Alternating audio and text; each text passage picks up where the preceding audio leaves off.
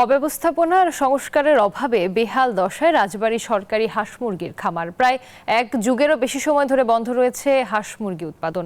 এতে পুষ্টির ঘাটতি দেখা দেওয়ার শঙ্কা তৈরি হয়েছে জেলাবাসীর মধ্যে। অর্থ বরাদ্দ পেলেই পুরোদমে চালু করা সম্ভব হবে খামারটি, বলছে খামার কর্তৃপক্ষ। মিঠুন গোস্বামীর তথ্যচিত্রে ডেস্ক রিপোর্ট। বছরে হাঁস মুরগির বাচ্চা উৎপাদন করার কথা 20,000, অথচ গেল 15 বছর যাবৎ সম্পূর্ণ বন্ধ রয়েছে উৎপাদন। রাজবাড়ী সরকারি হাঁস মুরগির খামার অব্যবস্থাপনা আর সংস্কারের অভাবে 3টি শেডের 2টি বন্ধ। বাইরের জেলা থেকে 10,000-এর মতো বাচ্চা সরবরাহ করে অবশিষ্ট শেডে রাখছেন কর্মকর্তা কর্মচারীরা। স্থানীয়দের অভিযোগ, কর্মকর্তাদের উদাসীনতার কারণেই এই দশা। সরকারি কর্মকর্তা কর্মচারীদের অবহেলাতে মুরগির খামারটি জরাজীর্ণ অবস্থায় পড়ে আছে।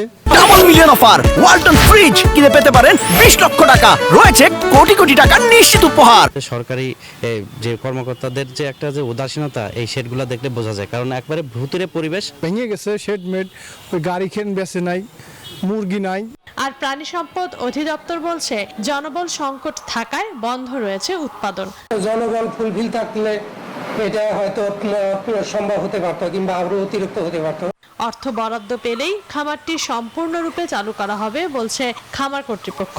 সরকারের পরিকল্পনা রয়েছে, সামনে এই খামারগুলোকে পুনঃসংস্কার করা হবে এবং প্রয়োজনীয় যে বরাদ্দ দিয়ে খামারগুলোকে পুনরায় আবার পূর্বের মতো চালু করা হবে।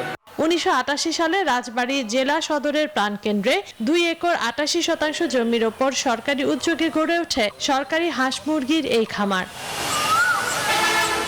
Desk report, news 24।